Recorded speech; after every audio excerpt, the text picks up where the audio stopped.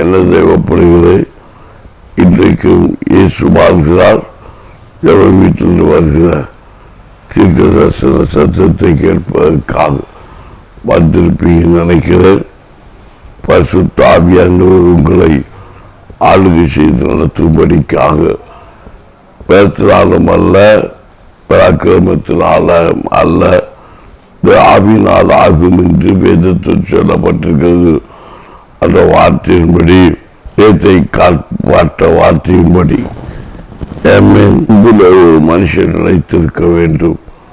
ஒரு அன்பை ஒரு மனுஷன் அன்பினை காத்துக்கொண்டு தேவ மகிமை காண வேண்டும் என்று சொல்லி நாம் நேற்றை கேட்டோம். அன்புனாத மனுஷன் அவன் மிருகத்துக்கு ஒப்பாய் இருக்கிறான் என்று வேதம் சொல்லு. அந்த வசனத்தில் 21ஆம் வசனம், தேவனுடைய அன்பிலே உங்களை காத்துக்கொண்டு, தேவனுடைய அன்புல காத்துக்கொள்ளும். அன்பு எல்லாருக்கும் இருக்கு.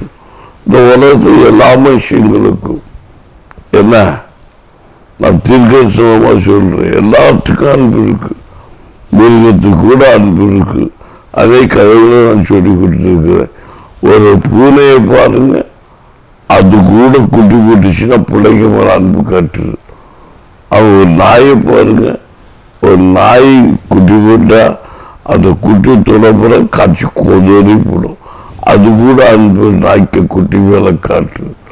அது மாதிரி ஒரு பாம்பா இருக்கலாம், ஒரு பள்ளியா இருக்கலாம், ஒரு பாச்சாயா இருக்கலாம், ஒரு காகத்தை எடுத்து பாருங்க, இல்லை ஒரு கிளியா இருக்கலாம். எதுவா இருந்தாலும் ஒரு அணிலா இருக்கட்டும், அது குஞ்சிகளா அதுக்கு குட்டிகளை, ஒரு கோடியா இருக்கலாம், கோடி கூட அடைபட்டு கையை கொத்தி விடும். ஆமேன். பாருங்க, எல்லாமே அதை காக்கிறதுக்காக ஏற்று நிற்கிறதா இருக்கிறது. அப்ப இங்கே என்ன சொல்லிக்கலாம், தேவ அன்பு உங்களை காத்துக்கொண்டு நித்திய ஜீவனுக்கு தம்முடைய கர்த்தராகிய இயேசு கிறிஸ்துவை இறக்கத்தை பெறணும். அப்ப கிறிஸ்துடைய அன்புள்ளாய் இருந்தால்தான் அவருடைய கிருபை நமக்கு கிடைக்கும். கிறிஸ்து அன்பு நமக்கு இருக்கணும்.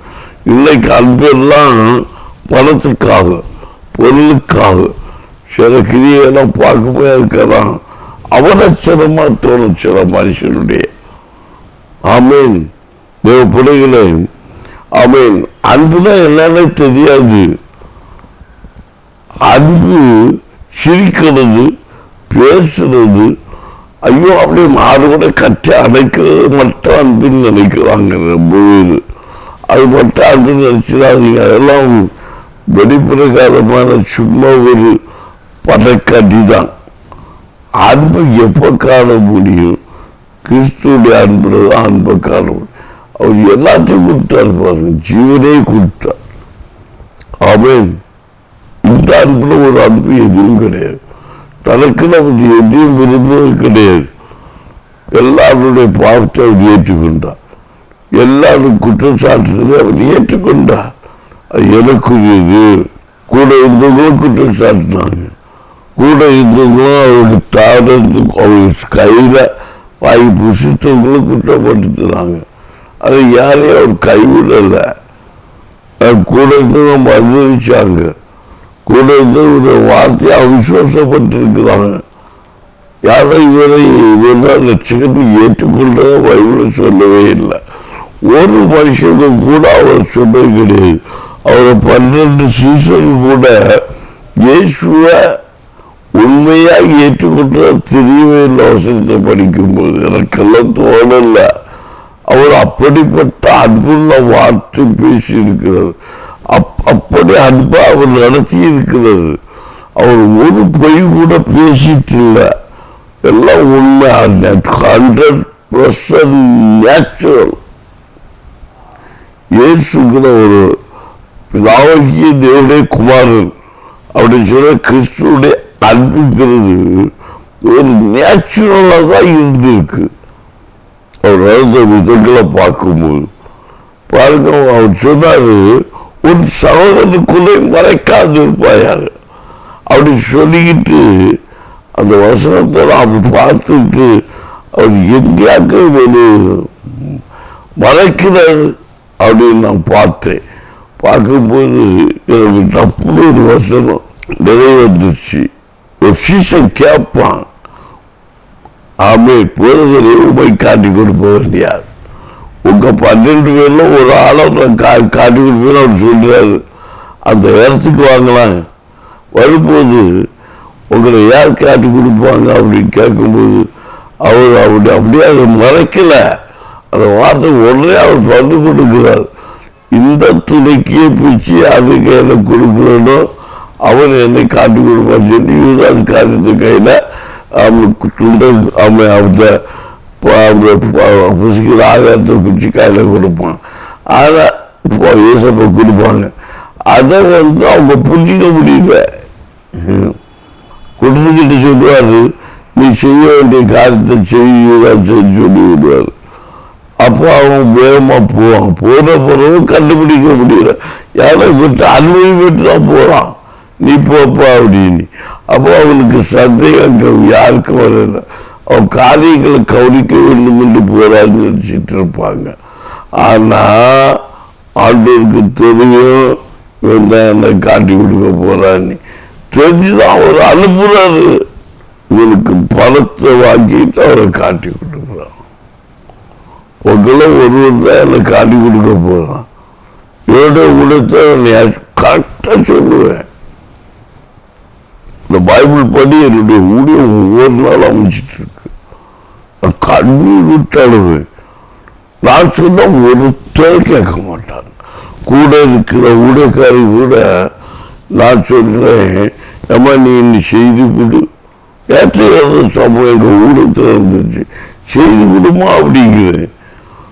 அவங்க செய்தி கொடுக்கற இல்லை பசங்க என்னால முடியாது. நீ அவங்க நேற்று அந்த முன்னாடி சாட்சியோட கோபம் வந்துருச்சு. ஏன்னா அந்த செய்தியில அவங்க அப்படியே சாட்சியா சொல்றாங்க. எத்தனை ஓமுறை என்கிட்ட பார்த்து சொன்னாங்க, நான் கீழ்ப்படியில கேட்கல. என்ன வேற 2 பேரும் சொன்னாங்க. அதுக்கப்புறம் தான் கேட்டேன். அது எனக்கிட்ட பிசாசு வந்து சொல்றான், இந்த ஊர்ல நீ யாரு சொன்னாலும் ஒன்ன கேட்க மாட்டேன், நீ சொல்ற கேட்க மாட்டாங்க. சொப்புறத்துல பிசாசு கேட்க மேல ஊர்ல உன்னை யார் சொன்னாலும் உனக்கு வார்த்தை கேட்க மாட்டான் அப்படின்னு.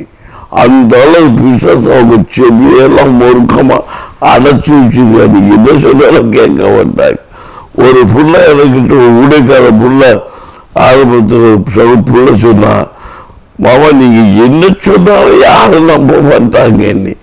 அதே மாதிரி கூட உதவி செஞ்ச ஒரு ஊழியக்காரன் சகோதரன் சொன்னாரு, பார்த்து நீங்க சொன்னா நம்ப மாட்டாங்க, நான் சொன்னா நம்புவாங்க.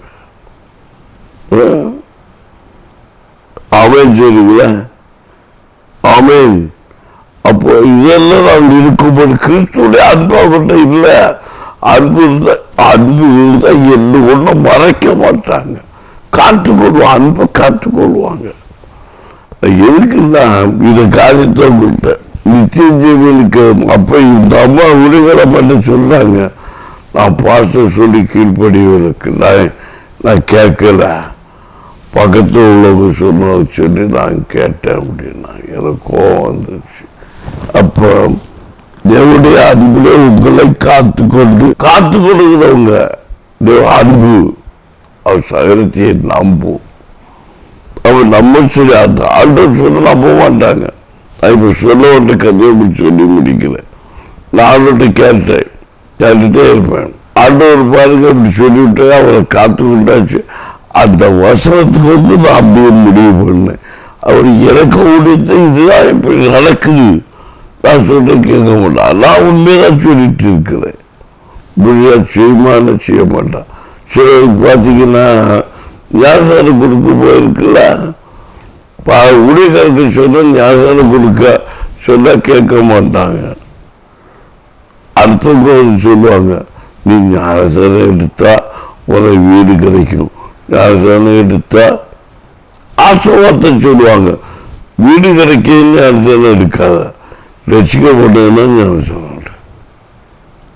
அவன் ரசிக்கப்பட்ட பிள்ளைன்னா கிறிஸ்துக்குள்ள வாழணும்னு சொன்னா யார் சொன்னாரு? வீடு கிடைக்கும் நேரத்தில் வீடு கிடைக்குன்னு நினைக்காது, வீட்டோட போயிடுவாங்க. கல்யாணத்துக்காக நேரத்தை கல்யாணத்தோட போயிடுவாங்க. ரசிக்கப்பட்ட ஆண்டு சாட்சியா வாழும் நேரத்தில் எடுத்தா நீ முடிவு புரிந்து நினைத்திருப்பவன நீ காத்து கொள்வா. இன்னைக்கு பிசாசு அப்தாரத்திட்டு இருக்கிறான். கல்யாணம் நடக்குது நேரத்தில் இருக்கிறான், கல்யாணத்துக்கு நேரத்தில் இருக்க, வீட்டுக்கு நேரத்துமாம லட்சுமிக்கு ஞானஸ்நானம் எடுக்கிறது இல்லை. அந்த ஞானத்தை அப்படியே எடுக்கிறாங்க. அங்கே அனுபவம் உன் பிள்ளை மனம் திருமணம்னா ஞானஸ்நானம், உன் பிள்ளை குடிவிட்டு மாறி ஆண்டவர்களை வந்ததுன்னா நீ ஞானஸ்நானம். அவங்க பிள்ளைங்க மனம் திரும்பியாச்சுன்னா அந்த மனம் திரும்பியோட போயிடுவாங்க. நான் முதலாவது விட ராஜ்யத்தை நெய்ங்கிற தேடுகிற வசத்தை முறைப்பயிரின்படி கற்றுக்கொள்ள சேர்த்துக்கொள்ளப்பட்டு ஞானஸ்நானத்தை அதை காத்துக்கொண்டா உனக்கு புனரட்சிக்கப்படுவான்னு சொல்ல மாட்டாங்க. அல்ல எதுக்கு இந்த காரியத்தை எல்லாம் உங்கள்கிட்ட மறைச்சு சொல்லி போறேன்னா, ஒரு காத்துக்கொள்ற மனுஷன் ஆண்டோடைய வார்த்தை மட்டும்தான் கிறிஸ்துடைய அன்புதான் நினைத்திருப்பான். காத்துக்கொள்வான் அப்படிங்கிறதுக்காக வேற ஒருத்தருக்கு வார்த்தை வசத்தை செவி கொடுக்க மாட்டான். நாம கிறிஸ்துடைய வசனத்தின் நடக்கத்தான காத்துக்கொள்வான். மற்றவர்கள் வசத்தில் புறம்பான காரியம். அப்ப அது சொன்னாங்க, அது சேவத்தை கேட்டவங்க சொன்னாங்க, நான் அப்படி இப்படின்னு அவங்க பூச்சினாங்க. எனக்கு கோவம் அந்த வசத்தை போட்டு நான் சொல்றேன், நீங்க கேட்காம என் கூட எப்படி நீ எனக்கு சீசனா இருக்க முடியும்? என்னோட உடைக்காரியா இருக்க முடியும்? எப்படி கிறிஸ்துடைய அன்பு உறவுகளை இருக்க முடியும்? நீங்க காத்துக்கொள்ளல கிறிஸ்துடைய அன்பை, பிறருடைய அன்பை காத்துக்கொள்றீங்க. ஆகவேதான் உங்களுக்குள்ள கலக்கம், ஒரு பெரிய போராட்டம். ஆமை அநேகருக்கு நாங்க சொல்ற சத்தியம் உங்களுக்கு புரியல, கலங்கி நிற்கிறீங்க. நீ கலக்கமடையக்கூடாது, விசுவாசத்துல உறுதியா தன்னை காத்துக்கொள்ளணும். ஆமை அதுதான் நான் உங்களுக்கு போதிக்கிறது. உங்களை காத்துக்கொண்டு நித்திய ஜீவனுக்கு வாங்கத்தன்மை ஆமை கற்றாகி பெற காத்து பொறுமையோடு காத்து ரொம்ப நாள் அவனுடைய நன்மை போற ஒன்றை கிடைக்கிறவங்களுக்காக இந்த மாதிரி செய்து பிசாசுல வார்த்தை கேட்டு போவாங்க. ஆசீர்வாதத்தோடு அவங்க ரசிக்கப்படாம ஓடி போயிடுறான். இந்த அம்மாவுக்கு நான் சொன்ன வார்த்தையின்படி ஊடகத்து எல்லாமே நடக்கிற காரியம். அப்ப யாருமே அவன் சொன்னது அப்படின்னு கேட்டேன். அந்த சகோதரி இந்த சகோதரி, அந்த சகோதரி சொன்னது கேட்டீங்க, இந்த சகோதரி சொன்னதை கேட்டீங்க, நான் சொன்ன நீங்க கேட்டீங்களா? கேட்கல. அதான் இன்னைக்கு எப்போ வீட்டுக்கு போகலாம் உடைய செய்யலாமா நீ வாதிக்கிட்ட ரெடியாக இதுதான் காரணம். அன்னைக்கு இயேசு அமைப்பு பிதாவாகி தேவன் தோட்டத்தோட எல்லா கதையும் புசிக்கிறாங்க. அதற்கு எவ்வாறுக்கு சொன்னாங்க. ஆனா அது கற்றார்கள் ஆண்டுகள் சொன்னாரு, நீ எல்லாம் பூசிக்கலாம் உண்மைதான், ஆனா இந்த ஒரு மரத்து கனி நீ பூசிக்காது ஒரு சொன்ன உடனே சரி அப்படின்னு ஒப்பினியாயாச்சு. ஆமீன். அப்படியே நீ புசிக்கிற நாள்ல நீ சாவ எல்லாம் இந்த அவிசுவாசப்பட்டு வசனத்தை காத்துக்கொள்ள நிமித்தம்னா வேதனை நான் உயர்த்துவது இருக்கிற கத்தவனும் உயர்த்துவார். நீ பொறுமையோடு, நீ அலப்பாத, நீ தைரியமாயிரு, நீ கலக்காத. எத்தனை கலக்கம் இழுத்துட்டு போனாலும் கர்த்தர் கொண்டு வந்து நிறுத்துவார். தெரிந்த தண்ணீரன்றைக்கு அந்த விசுவாசத்தை உறுதிப்பட்டு ஆண்டு பார்த்து இன்றைக்கு விசுவாசத்தை நீ காத்துக்கொள்ளுன்னு சொல்லி இருக்கு.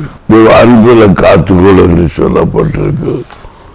அல்லேலூயா அல்லேலூயா அப்ப யாக்கோபு 1:27 வாசித்து பாருங்களா. அங்கே என்ன சொல்லியிருக்குன்னா, திக்கற்ற பிள்ளைகளை உதவிகளை படுகிற உத்தியோகத்தில அவர்களை விசாரிக்கிறது உலகத்தால் கரைவராதபடிக்கு தன்னை காத்து கொண்டு பிதாவாகிய தேவனுக்கு முன்பாக சுத்தமான பக்தியாக இருக்கிறது. அப்ப ஆமென். உலகத்தால் கரைபடாதபடிக்கு தம்மை காத்து கொள்ள வேணும். உலகத்தால் கரைபடாதபடிக்கு ஒரு மனுஷன் தன்னை காத்துக்கொள்ளும். திக்கற்ற பிள்ளைகள், விதவைகள், கைம்பெண்கள், கைவிடப்பட்டவர்கள் இவர்களுக்கு நியாயம் விசாரிக்கிற கரைபடாமல் ஒரு மனுஷன் காத்துக்கொள்ளணுமா? இந்த அதுதான் எவ்வளவு பெரிய கிரியை. எப்படியா உண்மையா இந்த பூமியில வாழ்ந்தது ஆண்டோட வசனத்தில் போய் நடந்தா நம்ம இன்னும் என்ன சொல்லிடுவோம்? அசால்ட்டா எதையாவது பேசி நம்ம நடத்திட்டு இருப்போம். ஆமீன். தேவனுடைய அன்புள்ள மனுஷன் தன்னை காத்து கொண்டுதான் இருக்கிறான். ஆமீன்.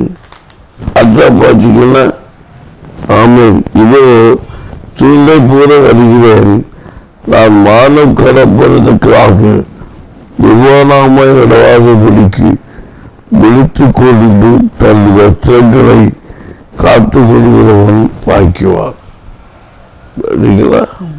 வஸ்திரத்தை காத்துக் கொள்கிறவன் காத்துக்கொள்ளுமா? வெளிப்படுத்த சுவிசேஷம் 16ஆம் அதிகாரம் 15ஆம் வசனத்தை வாசிங்க. இதோ திருடனை போல் வருகிற தன் மானம் காணப்படத்தக்கதாக திருமணமாய் நடவாதபடிக்கு விழித்து கொண்டு தன் வஸ்திரங்களை காத்துக்கொள்ளுங்க. பார்த்தீங்களா? வஸ்திரத்தை காத்துக்கொள்ளும். மானங்கிற வஸ்திரம், மானம். ஆமென். நிர்வாணமாய் நடவாம ஆவிக்குரிய நிர்வாணம் தென்படாதபடி விசுவாசத்தோடு வஸ்திரத்தை நாம் காத்துக்கொள்ள வேண்டும். அவன் எப்படி இருக்கு? சில போராட்டங்கள், சில சோதனைகள், ஒரு நெருக்கங்கள், ஒரு கஷ்டங்கள், திருடன் வர்றது போல இருக்கணும். எப்போ திருடன் வரான்னு தெரியாது. ஒரு இரவு முழுவதும் நம்ம விழித்திருக்க வேண்டியது.